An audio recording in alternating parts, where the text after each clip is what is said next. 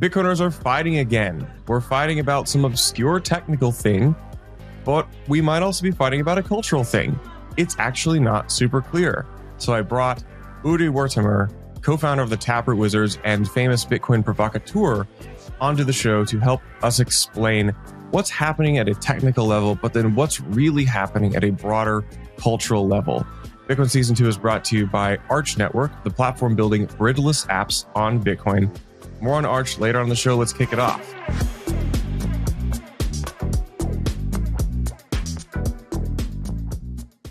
Udi, quick update. A lot of the listeners here are probably not actually very hardcore Bitcoiners, so they may not know whether to love or hate you. Who are you? I think regardless of your tribe, you should always begin with hate. You know, always assume hate. Who am I? I'm a Bitcoin maxi cult survivor. Have been middle management roles in the cult for many years. Eventually, I decided there's probably more for me in this world, and I started making JPEGs. You were promoted. You like all middle management. You were promoted to your level of incompetence. Yeah. And started making JPEGs in protest of the lack of promotion opportunities. I think these days I'm mostly known for JPEGs, I guess. Yeah, you've been a provocateur. I think on the previous episode, now almost a year ago, you give some context on your path and story in Bitcoin, but you are now the face of Taproot Wizards. But you've also really chimed in on the Bitcoin technical discussion, both at a narrow level and a meta level. And I think that's what we're going to just jump into today. And for the listener, we are kind of ripping this live. I'm kind of seat of my pants here because this is a fluid situation. The past week, the Bitcoin ecosystem, those of us who are terminally online, erupted into argument. And Udi, you actually remained you didn't say a whole lot on this until recently, and you chose not to comment too much on it directly, but I'm going to invite you to help talk me through this. We're going to start talking narrowly about what the debate is. Then we're going to talk a little bit bigger about some of the other conversations. And then we're going to zoom really far back and talk about Bitcoin from a meta view of how do we move forwards and what do we do? So let's start with the op return debate. Can you try to summarize the op return debate as fairly as you can? It's funny. Op return is this thing that has been controversial since the beginning. If I remember my history correctly, I think it really started as sort of a compromise. I don't think op return was in there in the beginning. Wasn't. Yeah, and I think people, I don't know if it might have been the counterparty protocol that has been doing I think they've been using the multi-sig construction to put the kind of on-chain data that they needed on-chain. And they were using, there was the native multi-sig, I guess it still exists. There's the native multi-sig opcode, which nobody uses, and allows you to do multi-sig without wrapping it in P2SH. We're not going to discuss that. That's boring. But the point is they abused that in order to get data into the chain for their protocol, which, their protocol was really conceptually similar to ordinals and runes and BRC20 and so on. It wasn't implemented in the same way, but the concept was similar. And I guess people were upset about it. And I think that was the context for the creation of op return, which was kind of a compromise. It was kind of okay, people are going to do this, so let's at least have them do it in a way that is a little more responsible. And I think, I might be messing up the details, but I think what ended up happening is that, they made this op return thing, but they also limited the size, and the counterparty people were mad that it was too small. and I think did not end up using it. I don't know. And ever since then, and again, I might be like mixing things up, but ever since then it keep being brought up again and again that the limit is maybe too small, and people are obviously, misusing and abusing other properties of Bitcoin to get data in there. So maybe we should let them do op return more cleanly. And whenever someone brought it up, and I think Peter Todd is one person who kept bringing this up every few years, because I think Peter is the kind of guy that doesn't really shy away from controversy. It looks like he might enjoy it, and I can understand that. So, I feel like whenever like Bitcoin core developers are like think that something is the technically right thing to do, but they fear the consequences of saying it, they're like, "Hey, Peter Todd, can you do something about this?" He's the social release valve. Yeah. That's why he's still around. Sorry, Peter, I don't mean to diminish it, but yeah. So in a good way. What you're describing, Udi, is this happened over a decade ago. Yeah, over a decade ago, and over time it kept happening. Like the topic kept being brought up again, and I think every time it did, there was this big backlash. Although I feel like this time the big backlash is probably stronger. Well, it's stronger than it was 2 years ago. It's maybe not as strong as it was 10 years ago. Everyone was obsessed about it 10 years ago. Anyways, I think that probably if I had to look, I don't like the way that people seem to ascribe malice to everyone around this. I don't think so. I think everyone is being genuine, more or less. And I think, or at least, they're doing what they think is right. And I think that it seems to me that, people who are involved in a Bitcoin core code base really think that the limit on op return is kind of, one, unproductive, doesn't do what it's supposed to do. 2, it's like hard to maintain. 3, it might create some bad behavior. So I think they genuinely want to fix it. But, it reminds me a little bit of, remember when, a bunch of folks in Ornals wanted to remove the inscription numbers because there were bugs involved, and I was one of those people. Yeah. I am very much, and I'll say I was totally right, but also I don't die on this hill because I'm in the interest of at least being pragmatic and moving things forward. So yeah, I think that's exactly it, right? Like I think that the position of the Bitcoin core developers, at least those that have voiced their opinion on this, is technically correct. Like they're right. This thing is the limits are not helping. Removing them is probably not going to make things worse in a very material way. It's probably going to make things better. However, people have like strong feelings about this, and similarly with the inscription numbers, especially at that point where you guys wanted to remove them, it didn't matter anymore, right? Like it was over. But some people just have like emotions about these numbers, and so sometimes the technical argument is not the only argument to be had, I guess.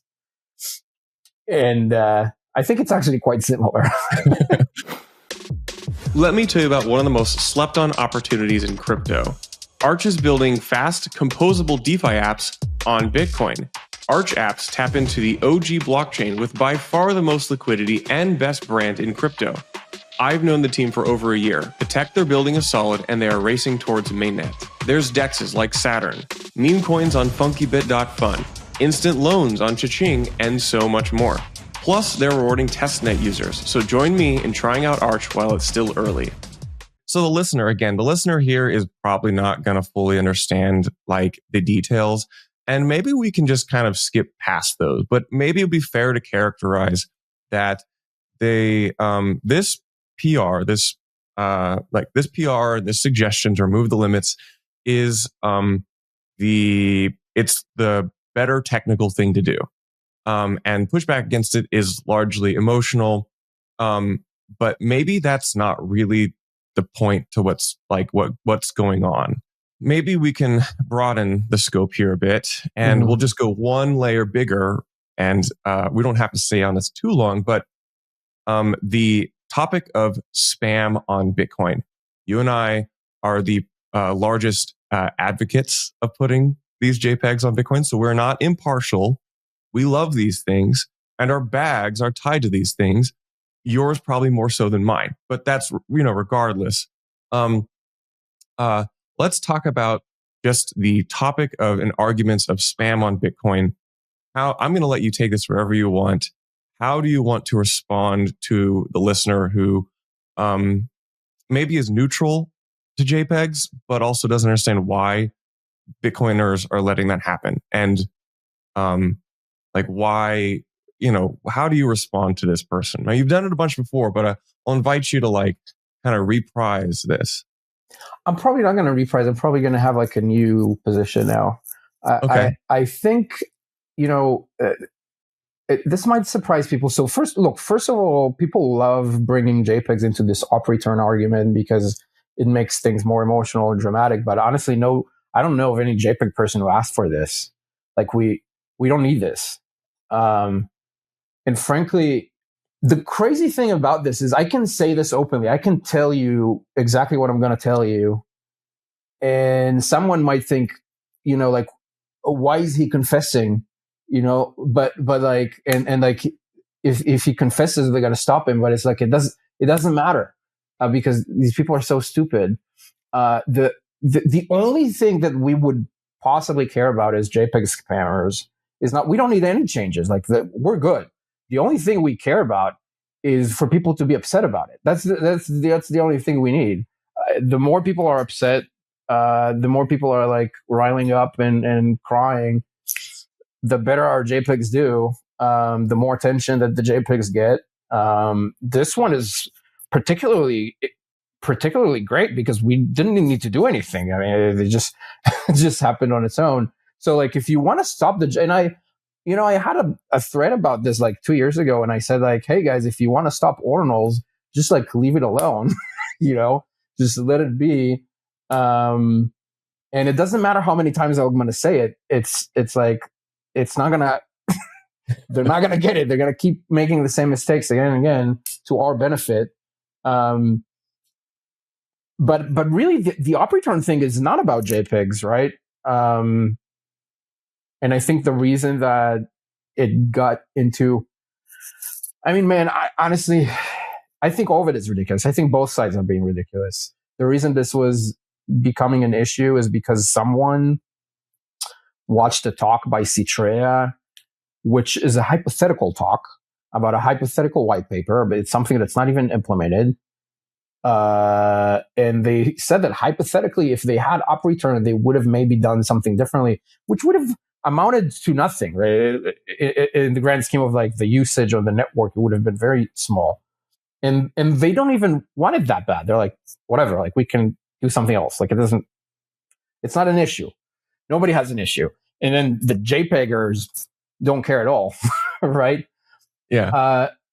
But there is, so you might ask why, since we know this is a controversial issue, why bring it up? If it's not really, doesn't really matter. So why are we, let's do something else, That being said, I think that the filterers this time, they have a point, because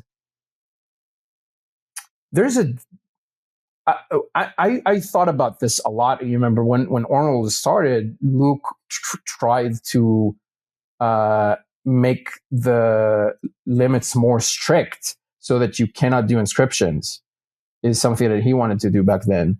And that is something that I'm very confident cannot work. So you cannot, if there is demand for creating inscription for whatever reason, and that demand already exists and people are already doing it, then the relay policy cannot do anything to stop that. It's not possible. There's too much money involved. There's too much demand. People will figure it out. You can't fix that with a relay policy. However, relay policies are effective for preventing things that are currently not in demand. And that might sound stupid, but they also prevent them from becoming in demand, right? So, had Casey not figured out this trick to put JPEGs into transactions, then it wouldn't have demand, right? Like, because maybe someone would have thought up like, oh, I can do this by sending it directly to miners, but nobody would bother if it's so hard to do. So it is true that if you relax the policies, people are going to try to play with it. There's no doubt. I mean, they already are. And so like it will move from nobody's using it to some people are using it. And then there's, maybe it will flop. Maybe it will not, maybe it will not stick around. Maybe it will not have the same excitement that Ordinals had, but people will definitely try. So the filters people are right about that. Relaxing policies is a risk of just encouraging spam. And of course, they're helping to encourage it. I would say that if it was a silent removal of the relay policy that nobody talked about, then nobody would have cared. But because they're making such a big deal about it, then maybe there's going to be like a little cultural zeitgeist here. It could happen. So really both sides are being quite ridiculous in my opinion. In classic Udi fashion, that's an angle that I think a lot of people would not have expected you to say, because you side in some part on that particular point with the filters and on their criticism of removing this policy. Really, I'm just trying to be honest here. I think. But this gets into, one, I don't know if you said this explicitly, or implied it, but you're talking about Bitcoin Core, maybe making a blunder here. Mm-hmm. If they wish, in fact, to continue to be the dominant monolithic client. And this can get into really the broad scope, the meta commentary on Bitcoin that I think you really probably want to direct towards, how do you view, do you think Core made a blunder with this specific, handling this specific topic, or do you think this is really the culmination of a kind of a building, rising, I don't know, I want to use softer language, a rising pushback against Core? I don't want it to sound like I'm against those people. I think they're good people. I think they're doing good work, which is probably underappreciated. I think they mean well. And I think, really they're just trying to do what they've done for a while, and maybe a little bit surprised as to why there's more and more pushback. But I think, Bitcoin, obviously, the last few years grew a lot and changed a lot in its social structure. I think a lot of the newcomers, I know that most of the newcomers to Bitcoin, they probably don't know what Bitcoin Core is. They probably never heard that name. And if at all, then their introduction, and most, the new blood in Bitcoin is like the MicroStrategy maxis, I think. They might be completely oblivious to this. They don't even know this conversation is happening. Yeah. But it would have been, it would have been powerful if they did know. And the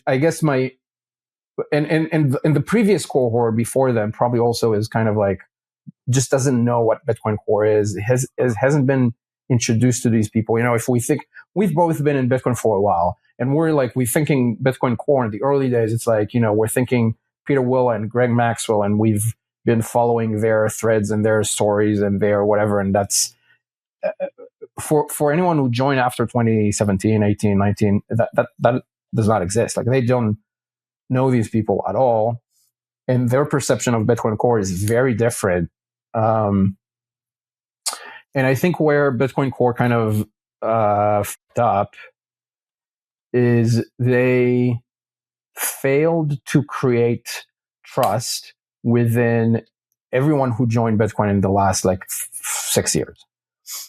They just didn't bother doing that. And I think they were trying to go off of or maybe didn't notice, right, that the old Bitcoin Core brand just doesn't carry the weight that it used to. And that's a problem, because what that means is that people who do have a platform in Bitcoin can misdirect people to believe different things about Bitcoin Core, because their constituents have never heard of Bitcoin Core before. So they're going to hear it from their favorite influencer, and whatever that person says is going to be considered the truth. And Bitcoin Core just doesn't have any representation in that discussion. And we're seeing that again and again. When Arnold started, the way that mainstream media, not mainstream, but crypto mainstream media covered the Luke stuff was they said Bitcoin Core developer wants to censor Arnold, right? Because he's whatever. People know him as a Bitcoin Core developer. Now, Bitcoin Core, most of the contributors, I would imagine, were probably furious about this because they don't consider him to be a Bitcoin Core contributor, at least not an active, productive one. So, so they were probably furious about their position being misrepresented. And that happens all the time. And of course, now you're going to see a lot of people just saying that they're evil, they're working for the NSA, they're like trying to destroy Bitcoin from within. And if they don't have their own voice, then people are going to believe that. I think that's the biggest fuck up. They just don't have. I think they don't have any social capital. They don't have enough podcasters, kind of unironically. Yeah. And it's not the most important thing to have podcasters, but you need to have some voice, and they have none. I think that is, and so in a similar way, I think it's a two-way street, right? So they also don't know what other people are thinking. They're like completely disconnected from the rest of the Bitcoin community. This is the ivory tower accusation. Yes, although I think that's not why it's happening. I think that they're like, again, that assumes some sort of malice or whatever. I think they're just like trying to do their job and probably didn't notice that somewhere in the last 5 years things changed, right? But yeah, I think, I think it's becoming, especially because of this recent backlash, I think what's becoming clear to people, like they can no longer hide it, is my point. Like before, most people in the ecosystem either didn't know what Bitcoin Core was, or they were like assuming, oh, there are some smart developers somewhere who are doing smart things and they'll tell us what to do when the time comes. And I think now the mask is off. Like people are like, something like they're this isn't a magical group of people. They're human. They have issues like the rest of us. There's some organization problems there. There's some like miscommunication. And what that means is that a lot of people are smelling blood, I think. So I think that's why suddenly a lot of kind of OG influencers are coming out of the woodwork and throwing accusations around, because people are like, well, maybe there's a little bit of a vacuum here. Which, none of this is surprising to me. But I'm pretty sure that's what's going on. And there's many, man, luckily everyone hates me, so no one's going to listen to me saying this. But if they did, they'd be so mad. I think that Greg Maxwell, for example, you've seen him. Yeah. Showing and for the up. listener, Greg Maxwell is on the Mount Rushmore of Bitcoin devs. He is like one of the like 3 most influential people who's not Satoshi. Yeah, he is. And, he stayed away from anything Bitcoin development related for years. And, you would find him on some forums online talking broadly about Bitcoin topics. But suddenly, once this op return thing broke out, he's suddenly very active on the GitHub repository and on other forums, trying to argue for the op return, for removing the limits on op return. To me, that signals a pretty clear feeling of weakness. Like, it feels like, oh, okay, I'd better like come in and save the day because these guys are not handling it well. That's what it feels like to me. Yeah, it's an interesting observation in that Greg Maxwell and his comments on it certainly influenced the opinions of several major talking heads. Like I use Stefan Livera as an example, who was kind of publicly walking through it back and forth. And Stefan came down pretty hard after the Greg post on here's my opinion, and it's Greg's. We saw similar things like that, but what appears not to have happened is that I would say the pleb or the average person, which is basically the scenario because they described, don't know who Greg Maxwell is, have totally unimpacted. Yeah. So I think, if I had to guess, I think Greg is looking at this and he's like, well, these guys are not handling the situation very well. He's been through this before. He knows that these kind of political debacles can end up being pretty costly. And he's like, okay, hopefully if I voice my opinion now, and he hadn't voiced his opinion on anything, that people need to realize he has been very quiet for a very long time. Suddenly shows up. I think he's thinking, well, maybe if I voice my opinion on that, it helps tilt the tables a little bit. But I think if I had to guess, I think that people in core are kind of panicking right now. And that's not to say that the UpReturn PR will not get merged. It probably will be. It probably will, go through. But the question is what happens after that. And I think they're losing a lot of points for sure. So let's imagine the happy path. You've always been very good at saying, here's what I think, and then nobody ever does it. What's the happy path playbook for core to recapture, I'd say, the hearts and minds of people? Maybe, I know this is probably not necessarily your position or your views, but I want to throw it at you. Like if you were core's kind of strategist and marketing, although they don't have one, like it's a group of people unofficially contributing to the same project. But like if you were gonna come in and suggest like how to get a hold of things and redirect towards a positive, unified discourse. Yeah, look, I mean, I like you said, core doesn't have those functions, and I think the first thing that would need to happen is core needs to have a hierarchy. But whatever, that is probably not going to convince anyone about that right now. I think what I would do is probably say something like, okay, we've heard you guys. We're not going to merge this for the next 6 months. This is what we want to do. We think it's right, but we want to have a conversation about it, even though we think you're wrong. And for the next 6 months, we're going to try to build a little more support around this. And this will probably sound annoying to the core side because they might say, well, we've already delayed this once or twice or 3 times. And like at some point we need to, but like, yeah, delaying it is not enough. You need to also do something at a time in the time between delaying it and trying it again.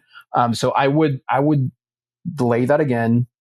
And I would find someone who is definitely not one of the code contributors to Bitcoin Core because they're software engineers, but I would find someone. And there's so many Bitcoin influencers who are begging for a job. So like just find one of those and have them, literally make daily 30-second TikTok style videos for Twitter to just generally talk about, hey, this is what happened. Maybe not daily, weekly. This is what happened in Bitcoin Core this week. And this is what we're working on. And this is just in general what people are thinking about, and make it approachable to human beings as opposed to, engineers.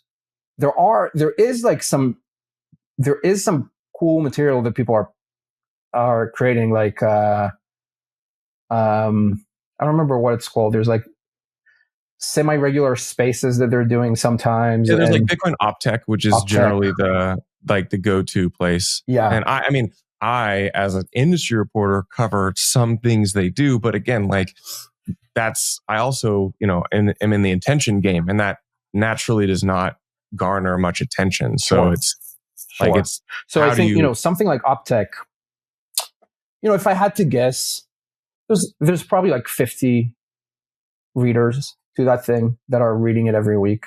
And they probably get a lot of information out of it. It is good if you're professional. But for the people who aren't professionals, who are just in the Bitcoin community and they want to know what this organization, they want to know that they're not NSA agents, and they, because that's the thing they're worried about. You need to build trust with those people. And the way to do that is not to throw technical jargon at them. That's obviously not going to work. So I would say the thing that is missing the most is some sort of a connection between this group of people and the Bitcoin community. And I would work on that for 6 months. And then, yeah, I think what it looks like is probably like Tech Talk style videos that just cover in a simple way what they're working on, what they're thinking, what would happen if op return is not changed, what happens if it does change, why are people so interested in this?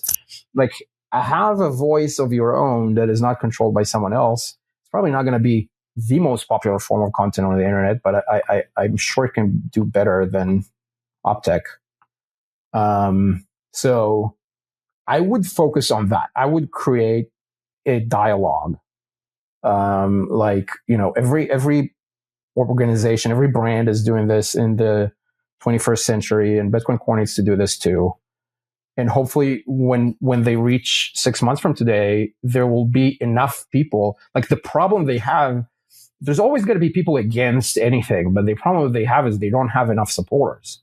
What you would want to see is a lot of people will also say, no, I mean, these guys are working their ass off and they're doing their best and they've helped in so many ways, and they enumerate all the great thing that Bitcoin Core has done. And if they, they made the right call on so many things, and I think they're doing the right call on this too.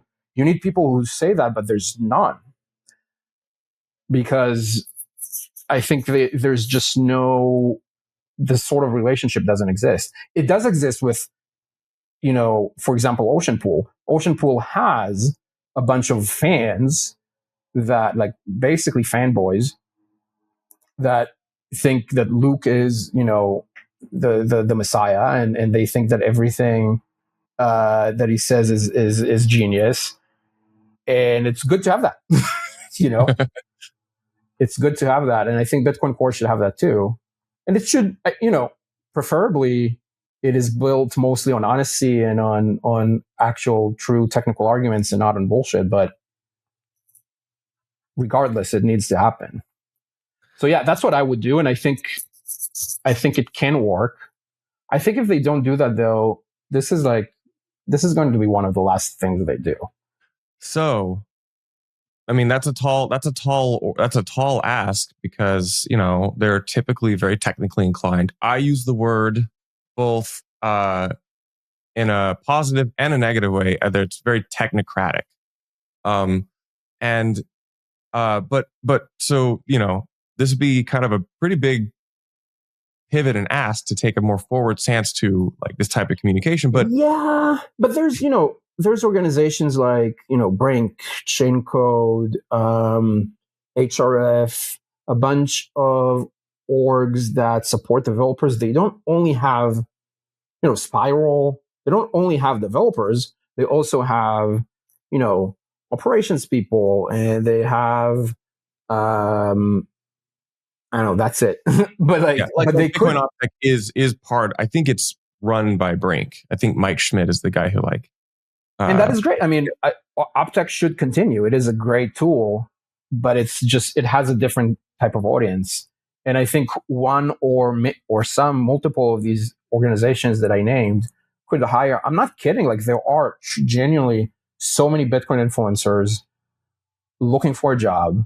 Just hire them. Some of them know what they're doing. Hire them, tell them those are the things that we want people to know, and they'll do work of some degree of quality that is better than the existing, So what's the happy path if Core does not do this?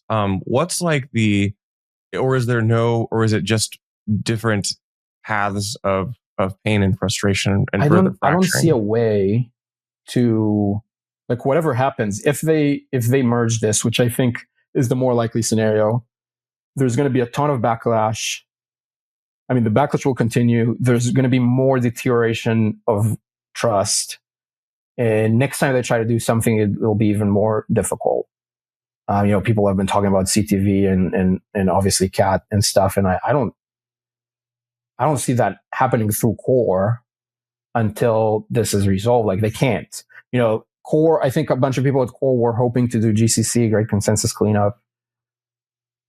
No chance. I mean, look, when I heard of it first, I said no chance like 2 months ago and 3 months ago too, for this reason, because my belief was once you try, you're going to find out that people hate you.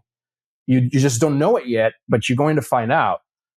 And now they already know that people hate them. Like, how exactly can you imagine? They pushed this through, half of the community is up in arms, and then they show up and say, yeah, we're going to do GCC. Like, who's going to trust that? Nobody. Even though there's nothing wrong with it, right? It's a technically sound software.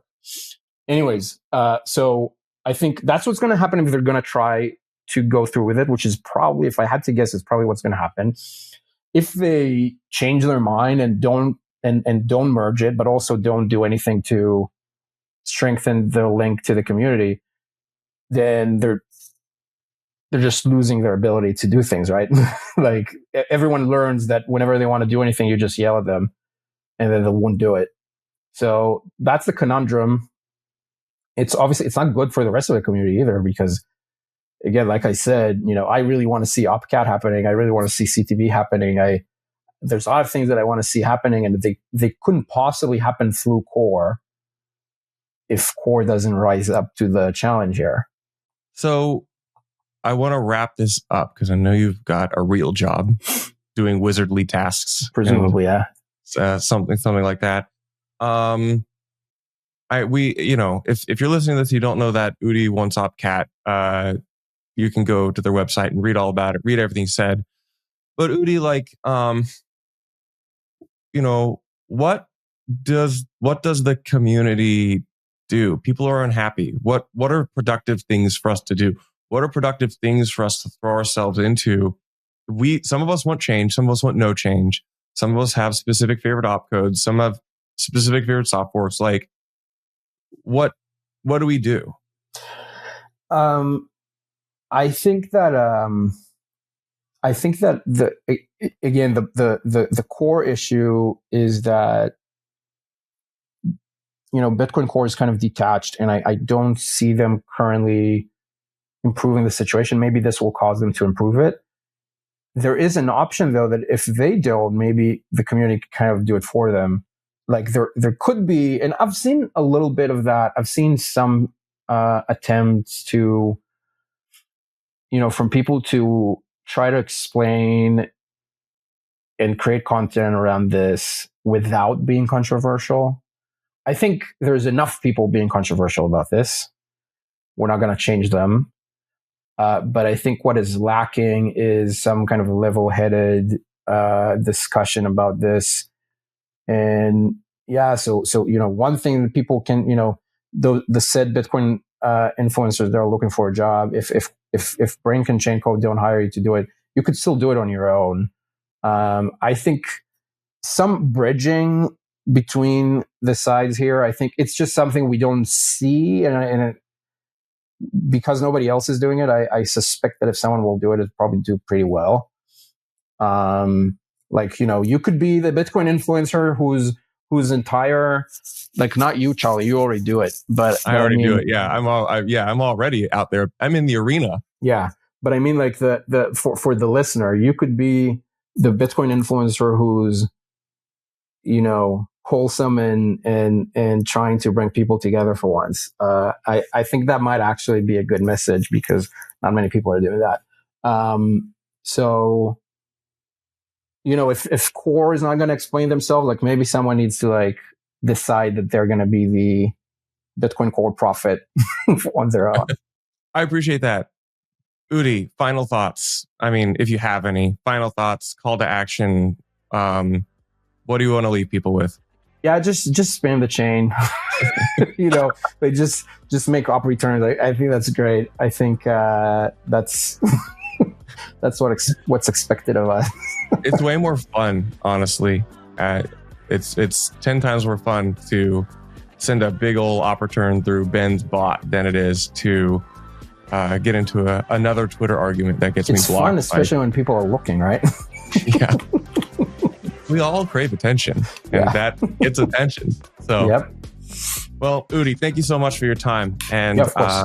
Thanks for having me. I'll see you out at the various Bitcoin conferences in person, and I'll see you in the public arena called X.